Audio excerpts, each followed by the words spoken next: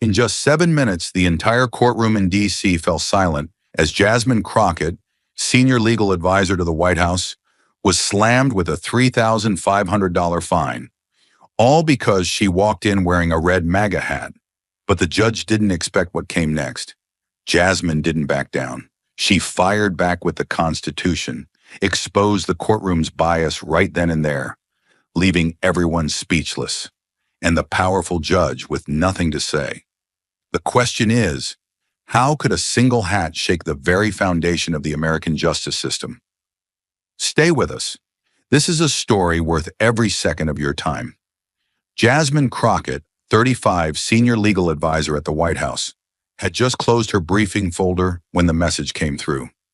A sharp knock on the glass, a staffer, breathless. "Ma'am, urgent from the West Wing. President wants you to attend a hearing. First Amendment case. A group of students banned from expressing political views in public spaces. Starts at 2:45. D.C. District Court. Jasmine didn't ask questions. She stood, adjusted her blazer, and reached for the red MAGA hat resting on her desk. She didn't even think about removing it. That hat wasn't just headwear. It was a part of who she was, a symbol of conviction, of standing firm in the face of ridicule, of believing that freedom of expression wasn't optional. It was sacred. She had worn it through protests, through debates, and into spaces that tried to shame her into silence. And every time, she chose to wear it again. To Jasmine, the MAGA hat wasn't about politics. It was about identity and values. It was her quiet way of saying, "This is what I believe, and I won't hide it for anyone." Without a word, she headed out the door. The hat stayed on. By the time Jasmine reached the courthouse steps, the tension in the air was already thick enough to choke on. She pushed through the revolving doors, shoulders squared, her red MAGA cap glowing like a warning light in a sea of drab suits and muted scarves. The contrast was instant. Concrete walls, fluorescent lighting, whispered conversations, and then her. She didn't shout. She didn't hold a sign. She simply walked, with quiet, visible conviction, and that was enough to shift the entire atmosphere. Conversation stalled mid-sentence. Phones lowered. Some eyes followed her openly. Others darted away, tending not to look. But they looked. Oh, they looked. The red hat wasn't just fabric to them. It was a statement they weren't prepared to confront. A handful of people exchanged glances, the kind that didn't need words to say, "Can you believe she wore that?" She walked with steady purpose toward courtroom 3B, her heels clicking sharply against the polished stone, the only sound cutting through the growing silence.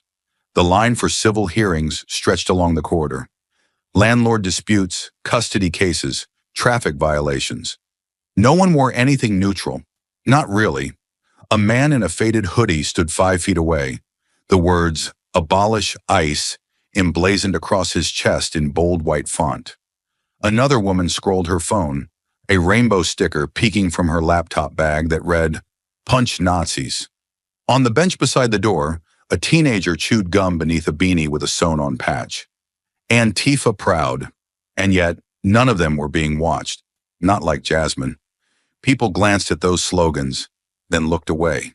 But when their eyes landed on her red hat, they stayed there, tight, judgmental, uncomfortable. You could almost hear the silent accusations. "She must be dangerous. She's one of them. Why is she here?" Inside the courtroom, it was worse. The space was cramped and dim, fluorescent lights buzzing softly overhead, casting a sterile glow on worn wooden pews and chipped linoleum floors. Jasmine stepped in, and the murmur died instantly. No one needed to be told who the outsider was. She didn't speak, didn't even make eye contact. Yet every eye was on her. She scanned the room quickly, noting details the way trained legal minds always do. A middle-aged man in the back wore a shirt that read, "Defund the police," in bold red font. He leaned back casually, arms draped across the bench, completely undisturbed. 2 rows up, a young woman wore bright red earrings, shaped like crescent sickles, unmistakable symbols of authoritarian ideology. And yet not a whisper was directed her way. Jasmine's eyes flicked toward the court clerk's desk. No reaction. Bailiffs? Nothing. The same people who bristled at her presence hadn't even blinked at those. But Jasmine? She was being studied, not assessed, judged. Every motion she made felt scrutinized. When she sat, someone 2 rows back shifted with a huff, as if her very existence had disturbed the balance of the room. A man on the far side muttered something under his breath, followed by a faint chuckle. The judge hadn't entered yet, but the verdict had already been written across the faces of half the gallery. She didn't belong. Not because she was loud, not because she was unruly, but because she wore the wrong belief on her head. But even before the judge appeared, the system made its first move. A woman in a gray pencil skirt and courthouse badge emerged from the side door. Mid-30s, polite smile, clipboard in hand, eyes trained directly on Jasmine. She didn't speak loudly, didn't make a scene. She stepped close, leaned in slightly, and with the careful tone of someone trained to avoid lawsuits, whispered, "Excuse me, ma'am, would you mind removing your hat? Just to maintain a neutral atmosphere in the courtroom." The way she said it, soft, practiced, sanitized, was almost gentle. Almost. But Jasmine heard the message loud and clear. You're the problem in this room, not the man with the defund the police shirt, not the girl with sickle-shaped earrings, not the political slogans hidden in plain sight. Number, just the red hat. Just her. Jasmine turned to face the clerk, her expression calm but immovable. "This hat," she said clearly, voice low but firm, "isn't doing anything wrong." She didn't raise her tone. She didn't lash out, but her eyes didn't blink. "I'm here as a private citizen observing a public hearing. I have every right to wear it." The clerk hesitated, her professional smile flickering. She clearly hadn't expected pushback, not from someone so composed, so direct. But Jasmine didn't waver. The red hat remained firmly on her head, blazing under the overhead lights like a challenge hurled into the silent air. Around them, the tension climbed. No one intervened. No one defended her. Just glances, some nervous, some irritated, and a building silence that felt like a fuse inching toward ignition. The heavy door to the judge's chamber swung open with a metallic click, and in walked Judge Charles Hargrove, a figure carved straight from the granite walls he presided over. 62 years old, a former federal prosecutor, known across D.C. as a man who wielded his gavel like a weapon, not a tool. His black robe didn't flow. It hung stiff, like his reputation. His eyes scanned the courtroom with military precision, skipping over defendants, attorneys, clerks, until they landed on Jasmine. His feet stopped mid-step. His chin lifted slightly, and the moment froze. He didn't look at her face. He looked at the hat, that crimson curve above her brow, the unmistakable 4 letters, MAGA.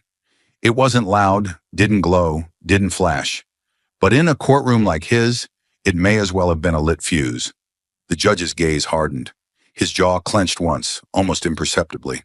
He reached the bench, adjusted his robe, sat down but said nothing about the case. Instead, he leaned forward slightly and spoke in a tone polished smooth by years of unchecked authority. "Ma'am," he said, each syllable like glass, "this is a courtroom. Not a campaign rally. That hat must come off. No preamble, no warning, just command." Jasmine didn't flinch. Her hands stayed folded. She met his gaze evenly, but the room around her shifted. Quiet, creeping movement. People sat straighter. A clerk glanced up from her notes. A bailiff narrowed his eyes. Somewhere behind her, someone muttered under their breath. The tension was no longer invisible. It thickened the air like smoke. Hargrove went on, the tempo of his voice low, deliberate. "This is a neutral space," he said. "A place of law, not slogans. I will not allow political displays in my courtroom, left, right, or otherwise." It sounded fair, balanced, reasonable. But it wasn't, because the man in the 3rd row still wore a hoodie that read, "Defund the police." The woman in the front still wore red crescent earrings, bold and unapologetic. No one had spoken to them. No one had questioned their neutrality. Only Jasmine, only her hat, and she knew it. Everyone did. But no one said it out loud. It wasn't about order. It was about what kind of order he approved of. And Jasmine, by simply sitting, by simply existing with the wrong beliefs stitched in red thread, had just become his target. Jasmine remained standing, her posture upright but unthreatening, the red MAGA hat glowing under the harsh white lights like a silent indictment of the hypocrisy in the room. She took a breath, not to steady herself, but to make sure every word would land exactly where it needed to. "Your Honor," she said clearly, her voice neither raised nor trembling, "this hat is not causing any disruption. I haven't spoken out of turn. I haven't interfered with the proceedings.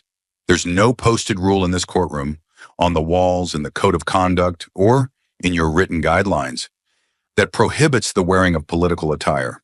Her tone was calm, her language surgical. She wasn't grandstanding. She was stating the law, as if that still mattered here. "This is a public hearing. I am a private citizen, observing. Nothing more." And then it happened.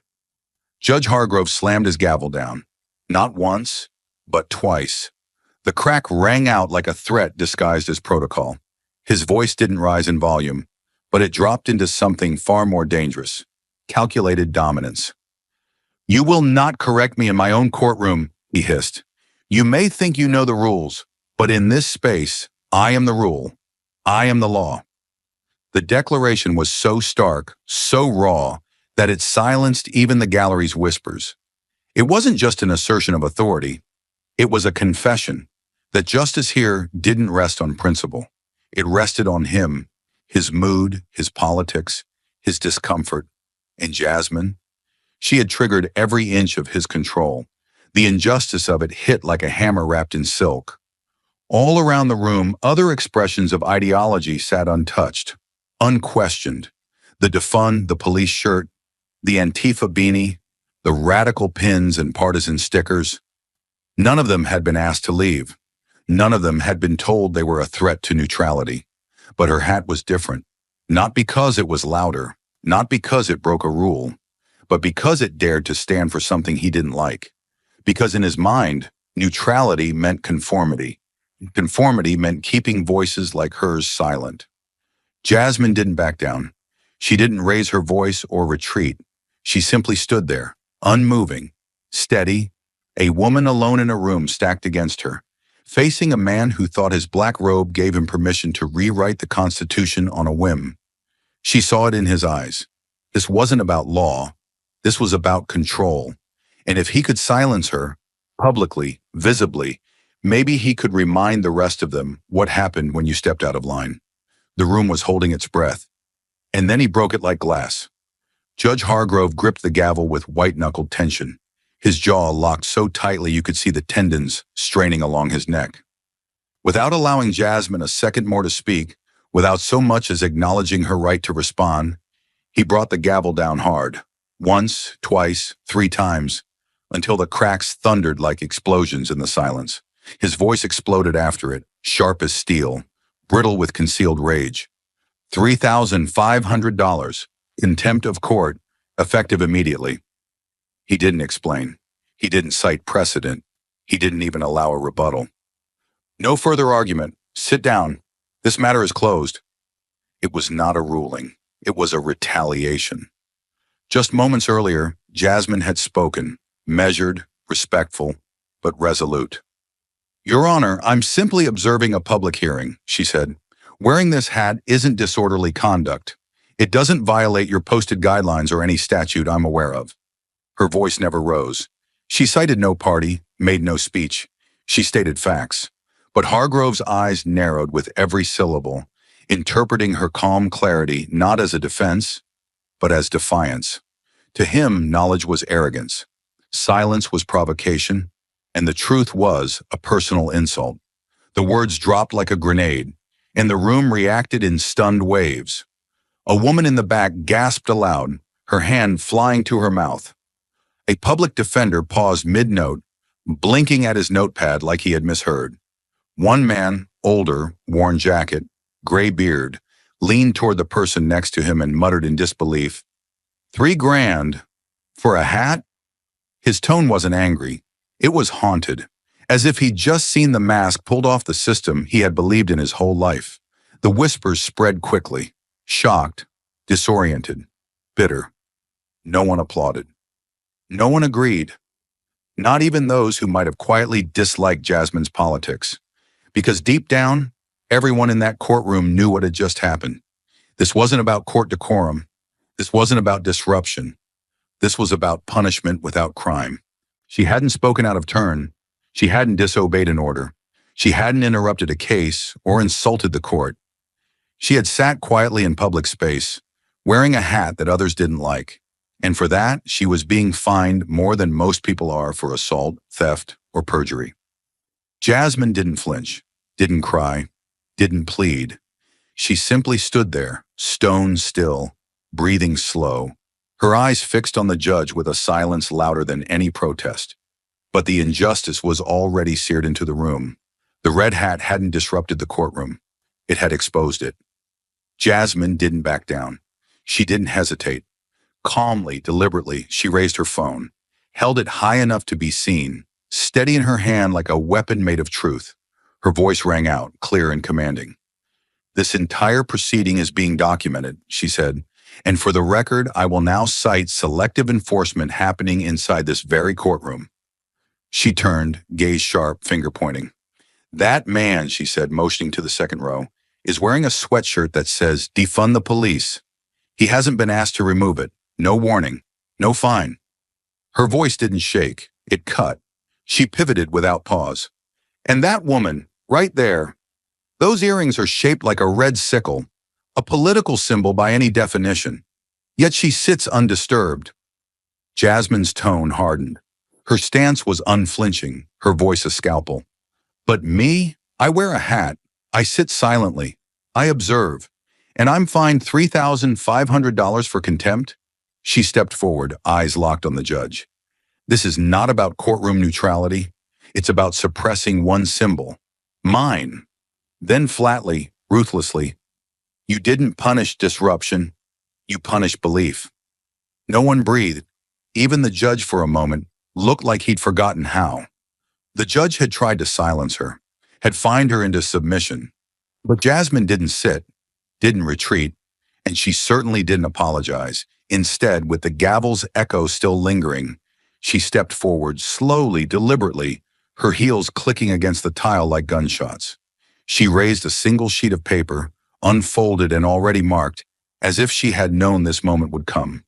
Her eyes locked on Judge Hargrove, not with fear, but with something far more dangerous. Total clarity.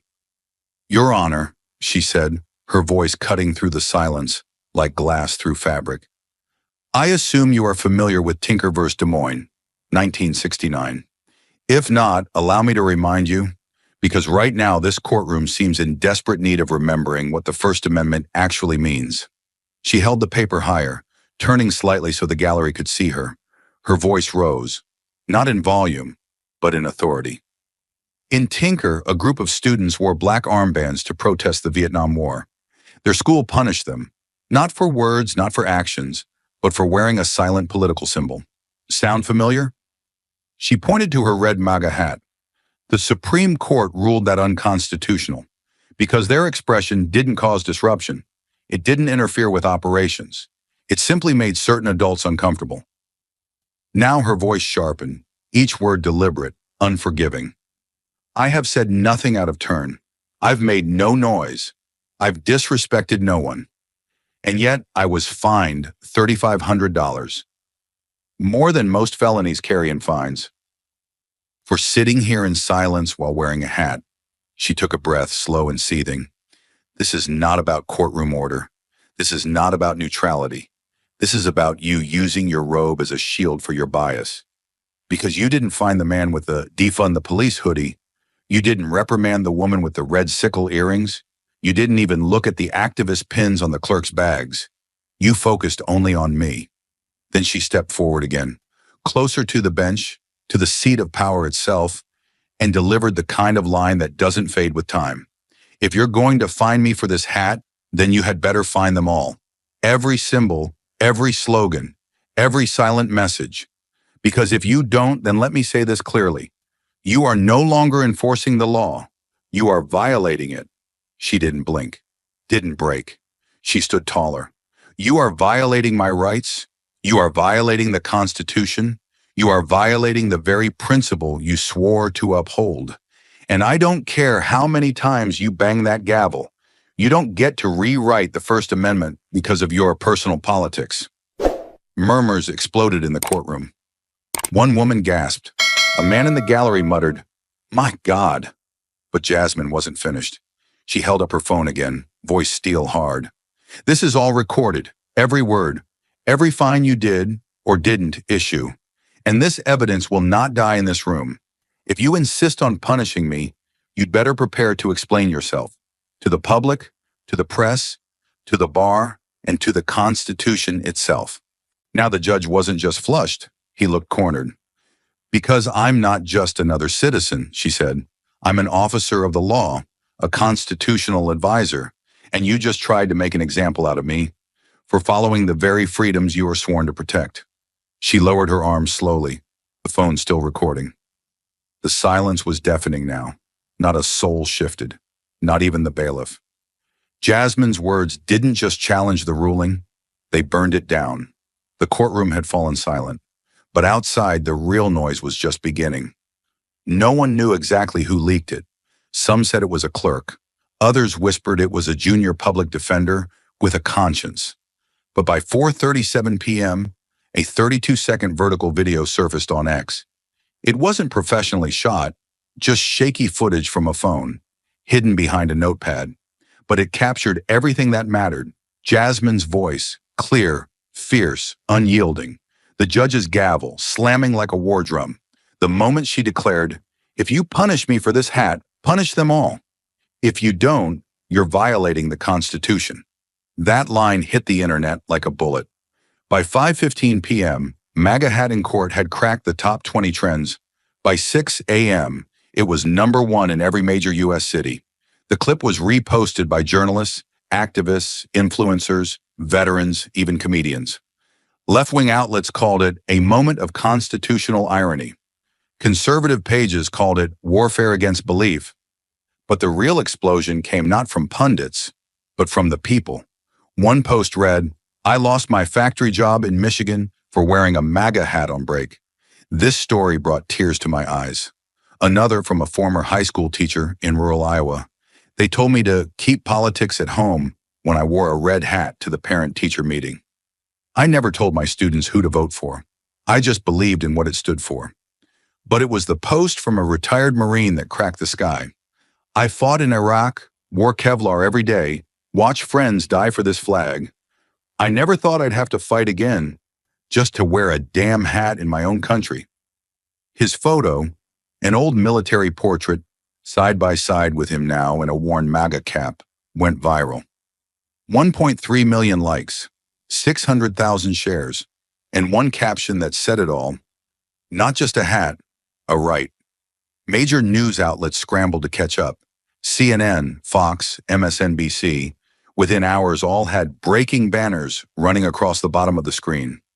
Night anchors played the video in full, over and over. Some blurred the judge's face, others didn't. Legal analysts began dissecting every second like it was a Supreme Court hearing. Is the fine constitutional? Was the judge biased? Was this a violation of Title 18 or civil rights statutes? Everyone had a theory. Everyone had an opinion. But no one could deny what they saw. A courtroom designed to be neutral had turned into a weapon of control. And in the middle of it all, Jasmine Crockett, stoic, controlled, unwavering, became a symbol. Not of a party, not of a movement, but of the right to believe without being punished for it. The red hat, once just a headline, had become a national flashpoint. And Jasmine, who didn't even say much, who simply stood her ground, was suddenly everywhere. News panels, podcast titles, newspaper front pages. Red hat, white court, blue constitution. Gavel versus freedom. The price of speech? $3,500? Even those who disagreed with her politics couldn't deny her principle, because the question was no longer, do you support MAGA? The question was, since when does wearing a hat cost more than the truth? The storm outside the courthouse could no longer be ignored. By morning, the clip had crossed 20 million views, and pressure mounted like a dam about to crack.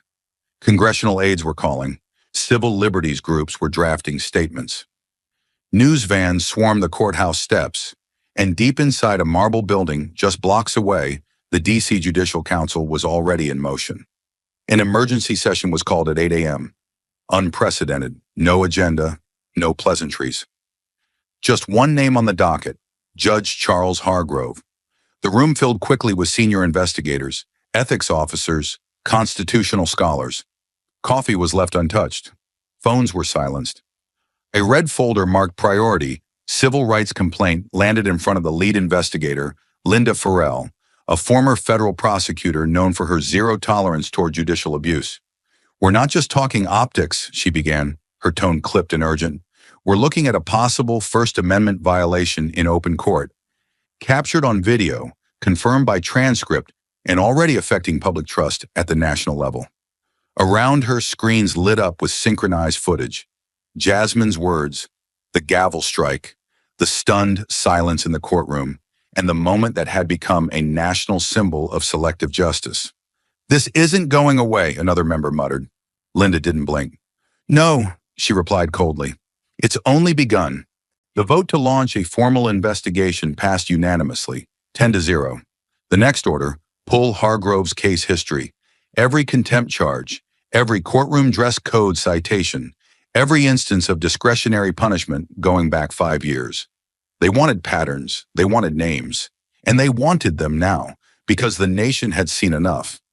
And now justice itself was on trial.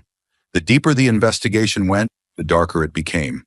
By 12:32 p.m., the room was dead silent as Margaret Thompson, the courthouse's longest-serving clerk, stepped into the Judicial Council's chamber with something that felt more like a confession than a submission.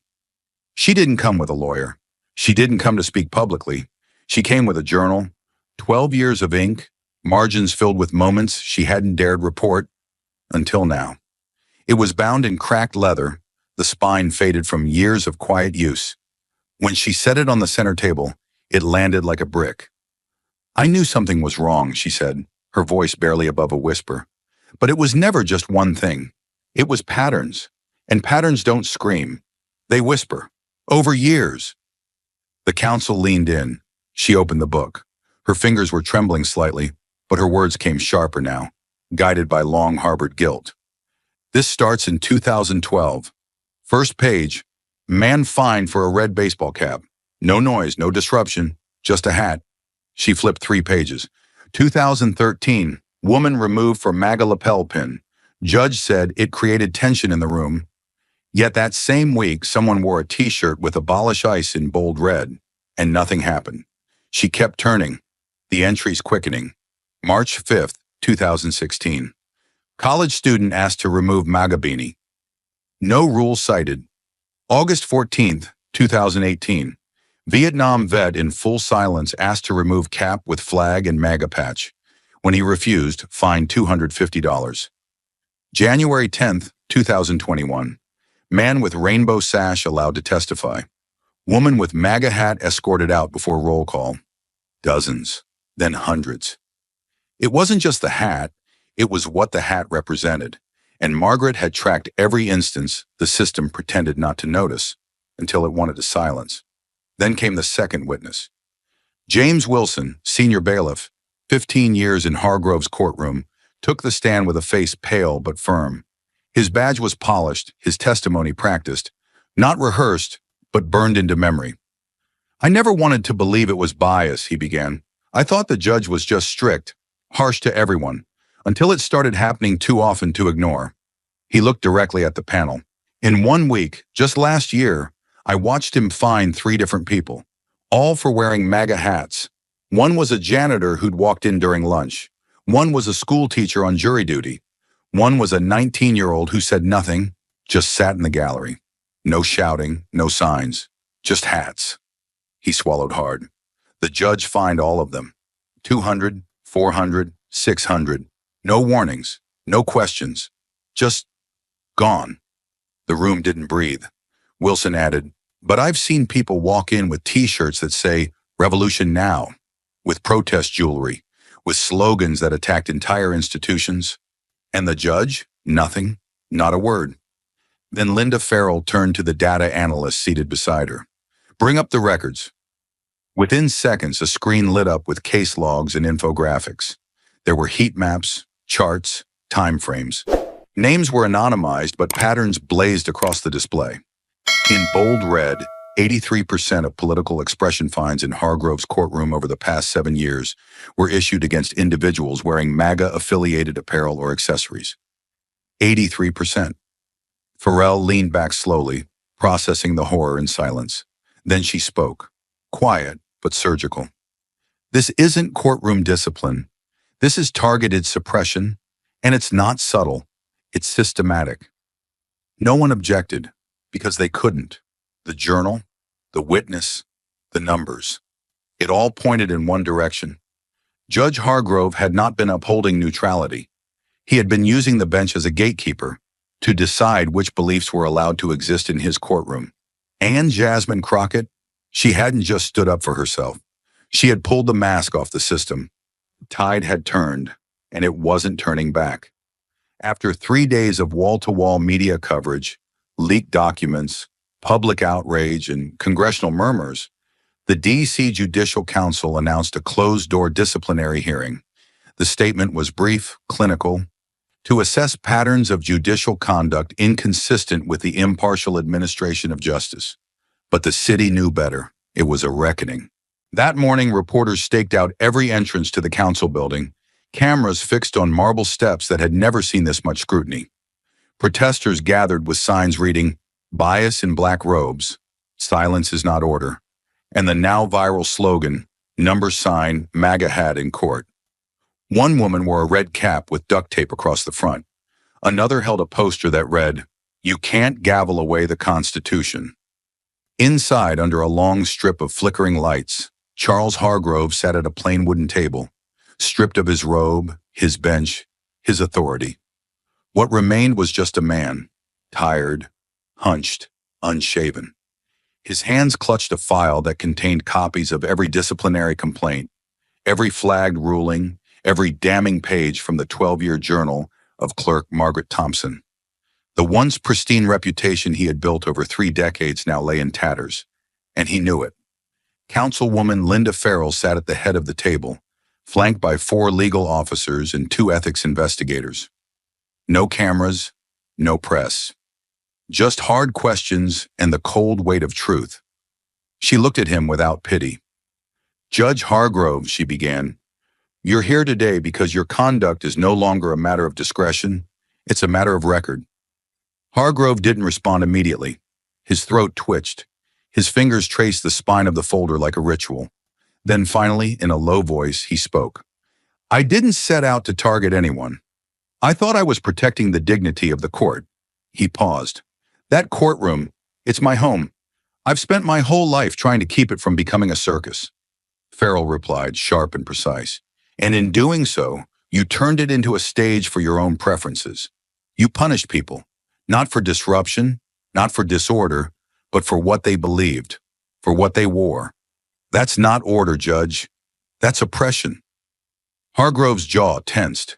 His voice cracked. "I thought I was keeping things civil." "No," Farrell cut in. "You were keeping things comfortable for yourself. You fined 3 people in 1 week for wearing MAGA hats. Not one of them spoke out of turn. Not one broke any written rule. And yet dozens of others walked into your courtroom with shirts, pins, jewelry, even signs that expressed their politics, and you said nothing." She let the words hang like a blade over the table. Hargrove swallowed. His gaze drifted to the door. There would be no escape, no rebuttal, just truth. He exhaled slowly and said the words that, until that moment, he had only muttered to himself in the dark corners of his conscience. "I thought I was preserving order, but I see now. I was suppressing disagreement, dismissing anything that made me uncomfortable. I wasn't applying the law. I was bending it to my bias." Farrell blinked once. A long silence followed. Then she nodded. "You understand now why we're here." Hargrove reached into his coat pocket, pulled out a sealed envelope, and slid it across the polished oak. It was thin, neatly signed, and marked resignation, effective immediately. "I'm done," he said, "but if you'll allow it, I'd like to help fix what I broke." Farrell didn't answer, not yet. But word traveled fast.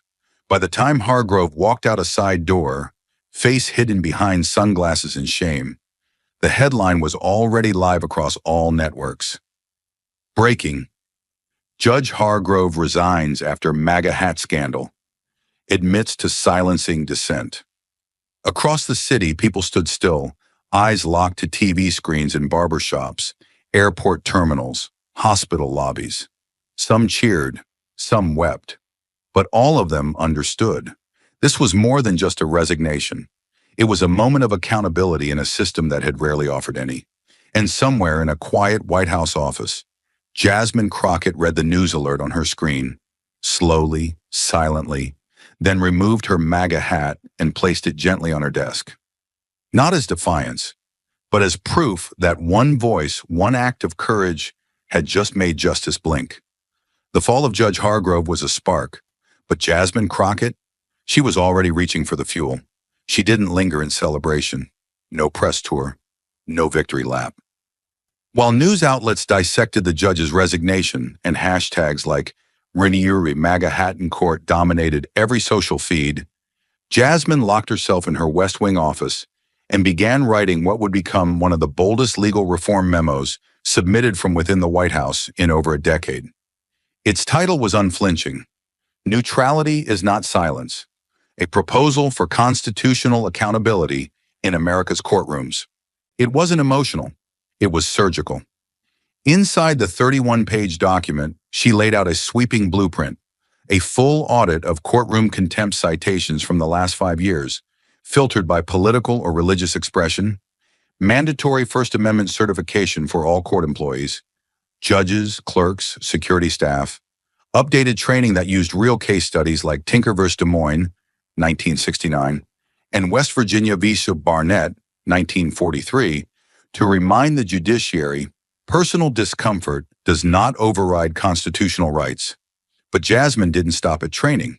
She called for a federal statute to require public reporting of courtroom disciplinary actions, complete with demographic data, political or expressive content flagged, and citation outcomes. For the first time in decades, the veil over local judicial bias would be pulled back, with data in daylight. Her proposal hit like a thunderclap. Within 72 hours, the governor of Texas announced a state-level task force on judicial bias, citing Jasmine's memo directly. In Florida, the Speaker of the House requested that the state's judicial conference incorporate her First Amendment training module. Ohio's Chief Justice publicly declared, "No judge should ever confuse courtroom decorum with censorship." Jasmine Crockett reminded us of that truth. Across the country, bar associations, civil rights groups, even judicial ethics boards began sharing the document. Law schools dissected it, legal forums debated it, and everyday Americans, especially those who'd once been silently punished for wearing a hat, a badge, a cross, or a pin, finally saw someone in power who didn't just win a battle, but rewrote the battlefield. And then came the symbol. In the far left corner of Jasmine's office, next to the Constitution she kept framed since law school, she mounted a new artifact, a sleek, custom-made shadow box frame holding the official court-issued receipt for her $3,500 contempt fine. It was yellowed slightly at the edge, time-stamped, signed in stiff ink. Underneath it, a plate of brushed steel read, "The cost of freedom, and the most valuable thing I've ever paid for." Staffers noticed it right away. Visitors, too. It didn't dominate the room, but it made the air heavier. Interns stared at it. Cabinet members asked about it. A U.S. senator paused in front of it, reading the plaque out loud before nodding in silent awe. It wasn't just a receipt. It was a declaration. Jasmine never mentioned it in interviews. She didn't need to, because the hat was real. The courtroom was real. The fine was real. But most of all, the change was real. And for the first time in a long time, millions of Americans who had felt voiceless didn't. The sun dipped just above the trees as the crowd surged against the metal barricades, their chants pulsing like waves across the Virginia Capitol lawn. It was supposed to be just another policy summit, until her name was added to the agenda. Jasmine Crockett, the woman who stood up in court, the one who refused to remove her red MAGA hat and paid the price so no one else would have to. More than 5,000 people had traveled from as far as North Carolina and West Virginia to see her speak. Some wore red hats, others held signs. Many simply stood shoulder to shoulder, faces lifted to the stage like they were waiting for something bigger than politics, something righteous. The jumbotrons flickered, the feed went live, and then she stepped into the light. Jasmine didn't stride out like a celebrity or a politician. She walked slowly, steadily, with the poise of someone who knew exactly what this moment meant. She wore a plain navy blazer, no jewelry, no makeup beyond what the cameras required. But on her head, bold, unflinching, was the same red MAGA hat that Judge Hargrove had called a disruption. The crowd roared the moment they saw it. Flags waved, cameras flashed. A chant began. "We stand with Jasmine! We stand with Jasmine!" She stepped to the podium. No teleprompter, just a single mic, a copy of the Constitution in her left hand, the frame of her $3,500 fine folded in her right, and silence fell like a curtain. She began not with a shout, but with a calm that somehow carried farther than any roar. "I didn't stand up to protect a hat," she said, her voice clear and firm. "I stood up to protect your right to wear it, or not. I stood up for the right to believe something, anything, and not be punished for it." Murmurs swept the crowd. Hands tightened around flags. People leaned in. She continued, "In that courtroom, I didn't yell. I didn't argue. I didn't disrupt. I just wore a hat. And for that, I was silenced. I was fined. I was told I didn't belong." She paused, letting the silence speak. "And if it can happen to me, a constitutional lawyer, a federal official, imagine how easy it is to happen to someone without a title. A student, a trucker, a mother, a veteran." Gasps rippled through the audience. Then a hush. "I wasn't defending a slogan," she added, her voice beginning to rise like a wave. "I was defending the right to have one at all. Because when you take away the right to wear a belief, when you turn courtrooms into censors, then we're not in America anymore. We're just guests in a system that forgot who it works for." The crowd didn't just cheer, they exploded. Hands clapped. People stood on folding chairs. Some wept openly. Then Jasmine stepped forward and raised the frame fine. "This is the receipt for $3,500, not for breaking a law, but for refusing to break my principles." Another roar, deafening, and I paid it with pride. Because this, she pointed to the crowd, the flags, the children on shoulders, the veterans saluting from lawn chairs. This is what it bought. This moment, this movement, this truth. Free speech doesn't need permission. It only needs one person brave enough to protect it. And in that moment, as the cameras zoomed in, the broadcast went viral. On screens across the country, in bars and living rooms and airports, people saw not just a woman standing on a stage, but a symbol standing against silence. And through every television, every live stream, Jasmine Crockett's voice echoed, "I didn't come here to fight for a hat. I came to fight for the right to wear it, and if I have to stand alone to make that clear, then I will." Then she placed the framed fine on the podium and turned the MAGA hat backward, just long enough to show the words stenciled on the back. "We the people." The crowd didn't erupt this time. They stood, quiet, breathless, because something deeper had just been spoken. Something that didn't need shouting to be heard. Something that sounded like freedom. As Jasmine stepped down from the Virginia stage, the ground beneath her may as well have shifted. What had begun as a courtroom clash over a single red hat had now thundered into the public square like a civil drumbeat. Within minutes of her final words, the MAGA hat in court wasn't just trending, it was transforming. Across the country, thousands of Americans who had felt silenced, mocked, or invisible for their beliefs finally saw themselves reflected. Not in a politician, not in a headline, but in a woman who had refused to remove a piece of cloth because it meant something more. The hashtag caught like wildfire, not just among the usual commentators, but among ordinary people who had no intention of staying quiet anymore. By nightfall, digital platforms were flooded. Instagram became a gallery of grit and defiance. A coal miner in West Virginia, covered in soot, holding up a worn-out MAGA cap with the caption, "They told me to leave it in the truck. I wore it into the Union Hall." A second-grade teacher in Nevada posted a picture of her modest desk, a single button resting near her coffee mug that read, "Free to speak." Her post read, "I can teach the Constitution, I can't wear it?" X, formerly Twitter, became a battlefield of testimonies. A Latina store owner in San Antonio wrote, "I was told to take off my America First pin in a zoning hearing. I kept it on. They skipped my case." Underneath, hundreds responded with similar stories. Warnings, fines, scornful glances, doors closed, microphones cut. For years, people had bitten their tongues. Now they were typing with fire. But the moment that turned the hashtag into a movement came 36 hours later, when a video surfaced. An 82-year-old Navy veteran, seated in a wheelchair outside the Lincoln Memorial, wore a faded red hat tilted slightly back on his head. His voice, slow but unshaking, addressed the camera. "They told her to take off the hat," he said, looking directly into the lens. "She said no. They fined her. She paid. And then she made the whole country listen. I didn't fight in Korea, so judges could decide which thoughts are acceptable. I fought so this flag, this Constitution, meant something to all of us, not just some." He paused, then lifted a hand slowly, revealing a sign across his lap in bold, hand-painted letters. "This is America. No one tells me when to shut up."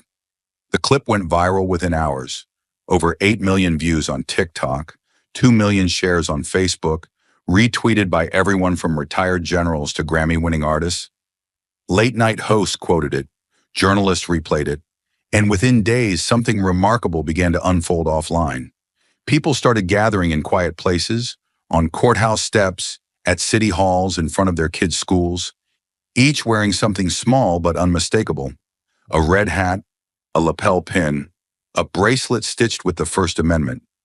Not because they agreed with Jasmine politically, many didn't, but because they understood the deeper principle that no belief should be punished for existing.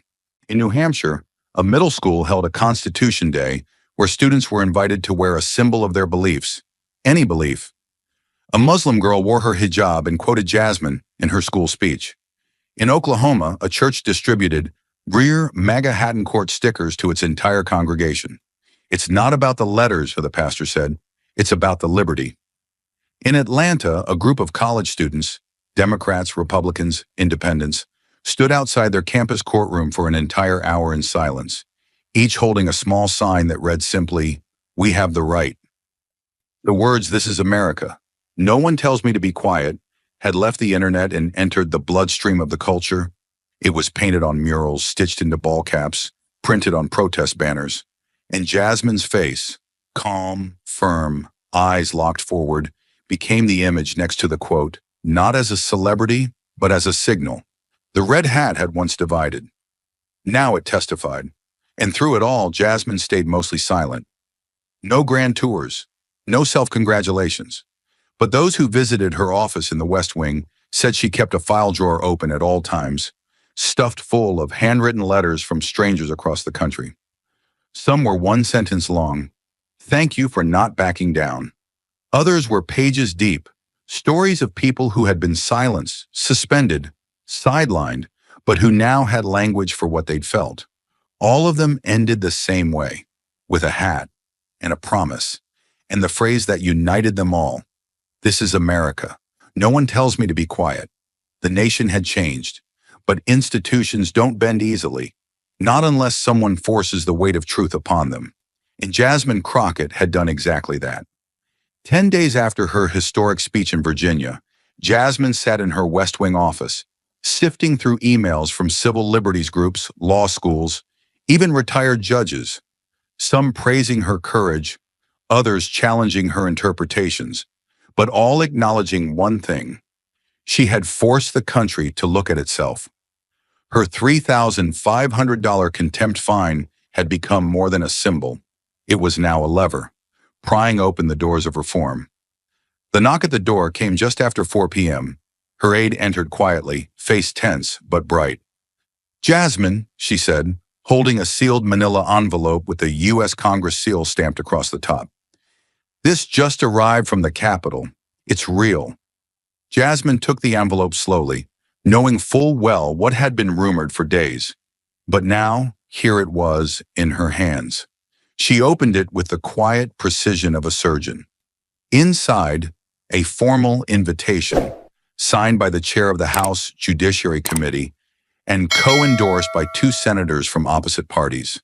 It was official. They wanted her on the National Judicial Reform Commission.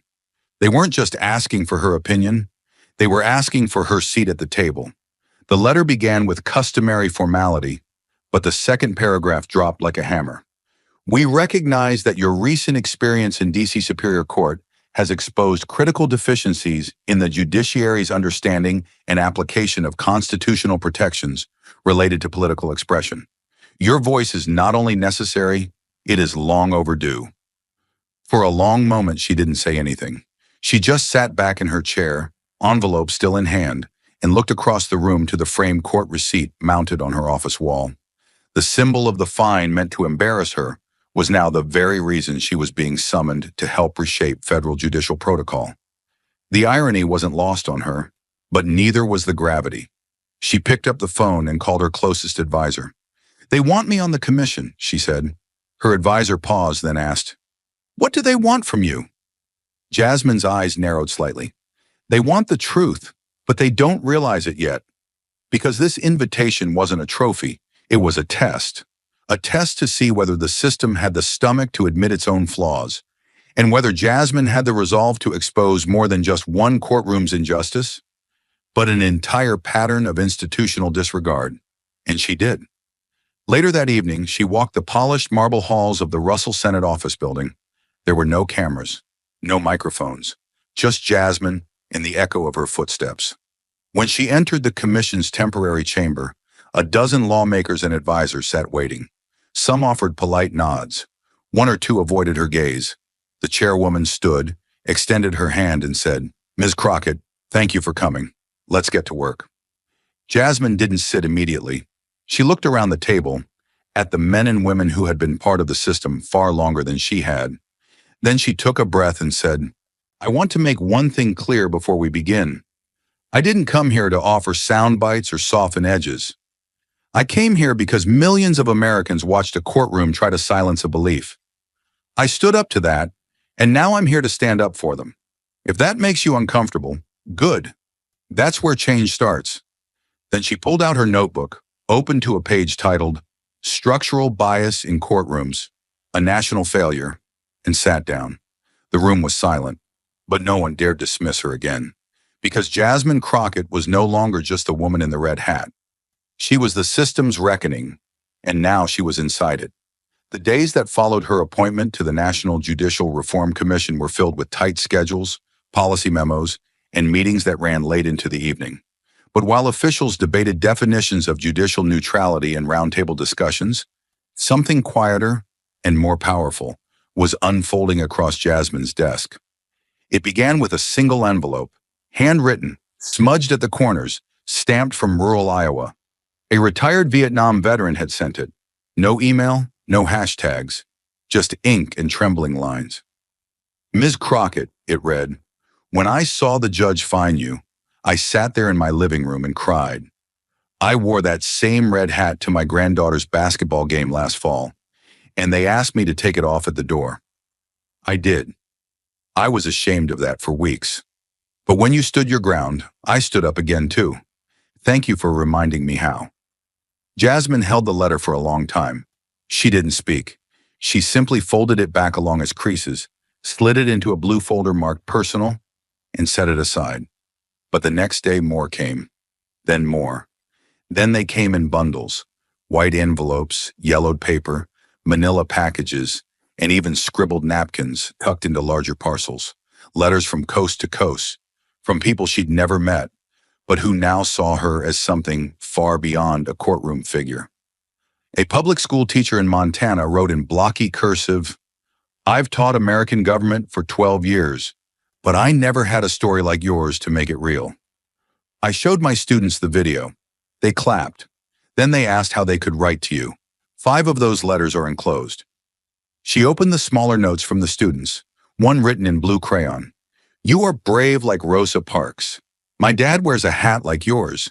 He was happy when you didn't take it off." A second-year law student at Howard University wrote pages, each word etched with fire and vulnerability. I walk into lecture halls with 1,000 questions about who I have to become to be taken seriously in the law. But after seeing you, MAGA hat, spine straight, voice clear, I realize I don't need to become anyone else. I can walk in as me, and that is revolutionary. Jasmine read each letter with care. Not just once, sometimes twice. She kept them stacked in neat bundles, tied with red string, inside a reclaimed cedar box someone had carved and mailed with no return address. Etched on the lid were the words, "Courage doesn't wait for permission." At night, when the Capitol lights dimmed and the pressure of reform meetings threatened to dull her clarity, Jasmine would open that box like a sacred ritual. She'd sit by the window of her office, the dome of the Capitol glowing in the distance, and reread the voices of the people. Letters from waitresses and welders, pastors and postal workers. Some furious, some weeping, some broken, but all defiant, all awakened. One letter hit her chest like thunder. It came from a former judge in Ohio, anonymous, unsigned, written on lined legal paper. I ruled cases for 27 years. I made mistakes I couldn't see, but after watching you in that courtroom, watching you outlaw a judge, I knew silence wasn't neutral anymore. It was complicity. I'm speaking up now because you reminded me what justice is supposed to feel like.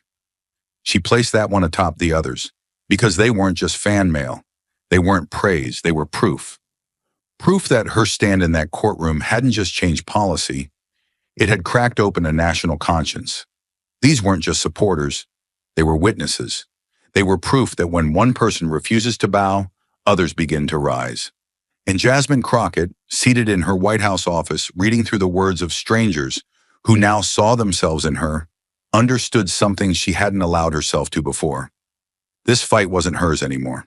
It belonged to the nation now. The training room wasn't large, just 4 rows of government-issued folding desks, a blank whiteboard, and the soft whir of an old ventilation fan overhead. No podium, no gavel, no bailiff to command the room. But when Charles Hargrove stepped through the side door, all eyes turned to him. He wasn't wearing the black robe anymore. He hadn't worn it since the day he resigned. Instead, he carried himself in a subdued gray suit and a pair of well-worn leather shoes that scuffed against the linoleum floor with each step. His hands trembled slightly as he placed a stack of papers on the desk. Notes he had rewritten 4 times, though he wasn't sure he'd use them. There were 22 participants in the course, a mix of young judges, public defenders, court clerks, and judicial aides. They had come for a seminar titled Justice and Implicit Bias in American Courtrooms. Few expected that the man leading it would be the same judge who had once gone viral for silencing a woman over a hat. He stood in silence for a moment, facing the whiteboard where his name had been hastily written in dry erase marker. Charles Hargrove, guest instructor. Someone had added a question mark after instructor and then rubbed it out, but the shadow of the ink was still visible. He took a deep breath and faced the room. "I know who you think I am," he began, his voice low but steady, "and you're not wrong." A few in the room shifted in their seats. One trainee, a young black clerk from Baltimore, folded her arms, guarded. Another, a Latino law graduate from Houston, leaned forward, pen poised above his notepad. They weren't here for platitudes. They were here for honesty. "I spent 30 years behind the bench," Hargrove continued, hands lightly resting on the desk's edge. "In those years, I fined more people than I could count. I prided myself on order, on discipline, on keeping things quiet." He paused. "But silence isn't always justice. Sometimes silence is just fear, dressed up in robes and hiding behind a gavel." The room grew still. "Some months ago, I ordered a woman to remove a hat in my courtroom, a red hat. She refused. I told myself it was about neutrality, about preserving the dignity of the court. But the truth is, it wasn't about the hat. It was about me, about my discomfort with what it symbolized. And I punished her for making me face it." His jaw tightened, but his voice didn't waver. "That woman, Jasmine Crockett, didn't just refuse to comply. She challenged the very ground I stood on. She cited law, she cited precedent, she cited history. And for the first time in decades, I realized I was the one violating the oath I swore to uphold. He let the words hang in the air. A few trainees exchanged glances. Others stared straight ahead, processing. She taught me something I should have learned years ago. Justice doesn't begin when you bang a gavel or call the court to order. It begins when you listen to someone who makes you uncomfortable, and keep listening. He stepped slowly from behind the desk, now walking toward the whiteboard, where he picked up a marker and wrote in large capital letters, "Listening is the start of justice." He turned back to the class. "I used to force people to be quiet," he said, softer now. "Jasmine Crockett taught me that justice begins the moment we stop doing that." There was no applause, no gas, just silence, the kind that comes when people realize they're witnessing something rare. A man confronting the wreckage of his own power, not to reclaim it, but to make amends. In that moment, Charles Hargrove wasn't a former judge trying to save face. He was a citizen trying to rebuild his soul. And for the first time in his life, he wasn't teaching from authority. He was teaching from truth. The White House stood still under the amber glow of the evening sky. The city below hummed with the usual buzz of late-day traffic, but up on the second-floor balcony facing Lafayette Park, it was quiet, eerily quiet, as if the air itself were holding its breath.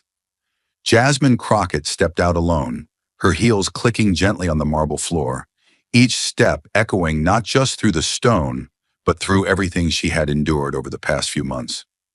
The sun was descending behind the Capitol dome, casting long golden rays across the horizon like spotlights on a stage built for one final act. In her hand, she held it, not tucked away, not hidden in shame, but raised open, deliberate, the red MAGA hat, the same one that drew stares the moment she entered the courthouse, the one a federal judge had tried to criminalize, the one that nearly cost her reputation, her credibility, her voice, and yet it had become her armor, her protest, her flag. She didn't wear it on her head this time. She didn't need to. The message had already been delivered to every corner of the country and received. Behind her, the final judicial reform proposal, now officially named the Crockett Standard, sat approved and sealed on her desk. The bill mandated that every court in the nation adopt a First Amendment compliance review system and require training in viewpoint neutrality. But she wasn't thinking about policy at that moment. She was thinking about the weight of fabric in her hand and what it had survived. That hat had endured a courtroom fine larger than some people's rent. It had been called disruptive, inflammatory, disrespectful. It had nearly been stripped from her under the guise of order. But it remained, because she remained. And now the hat had changed meaning, not by design, but by resistance. What had once been a lightning rod for controversy had become a mirror, reflecting back the insecurities, fears, and biases of those who claim neutrality while silencing voices they didn't like. Jasmine didn't change the meaning of the hat. She revealed what it could mean when carried with principle instead of propaganda. She hadn't defended the hat. She had defended the right to wear it, the right to speak, to dissent, to be seen. Down below, the city lights flickered on, one by one. Somewhere across the river, a group of law students at Georgetown were watching the footage of her court case again, dissecting every constitutional argument she'd made. In a diner in Texas, a single mother hung a printout of Jasmine's final courtroom quote on the wall above her son's homework desk. In Ohio, a courthouse janitor replaced the break room bulletin board photo of a former chief judge with a screenshot of Jasmine holding up the red hat. Not as a political endorsement, but as a reminder. That speech she gave weeks ago still echoed in headlines. "I didn't stand up to protect a hat. I stood up to protect the right to wear it, whether you agree with me or not." Tonight, standing in the open air, with the weight of Washington behind her and the symbol of the fight in her grasp, she didn't need an audience. The movement had already begun. She could feel it in the hundreds of letters she received weekly. She saw it in hashtags, in protest signs, in the quiet nods from staffers who used to pass her in silence. She knew now without doubt that the MAGA hat she once wore into court wasn't just about politics. It had become something bigger, etched into American legal history, carried in textbooks, invoked in courtrooms, whispered in prayer meetings. and held up in school auditoriums where students learned that sometimes resistance comes in the form of quiet defiance. The wind picked up, gentle but constant, fluttering the brim in her fingers. Jasmine Crockett looked out across the city that had once tried to shrink her into silence, and she smiled. Not for vengeance, not for validation, but for victory. The kind of victory that outlasts headlines. The kind of victory that walks back into a broken system and rewrites the rules. She whispered to no one and everyone, "Let them remember this." And she held the hat just a little higher, letting it catch the last rays of the American sun. Thank you for watching until this moment and for standing with us on this journey for justice. Your support means everything. Like, subscribe and turn on notifications so you never miss what's next. And we'd love to hear your thoughts. Leave a comment below and let us know what moved you most in this story. Together, our voices make a difference.